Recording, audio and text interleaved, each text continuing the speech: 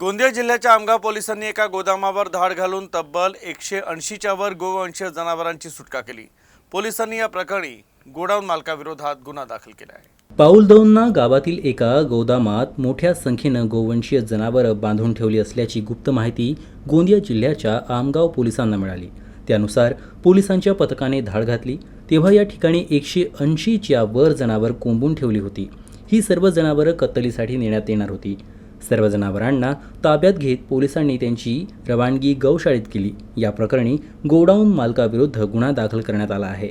Police station Amgaon येथे माहिती भेटली की पाऊलदौंना येथे अवैधरित्या कत्तलीकरता जनावरं कोंडून ठेवलेले आहेत।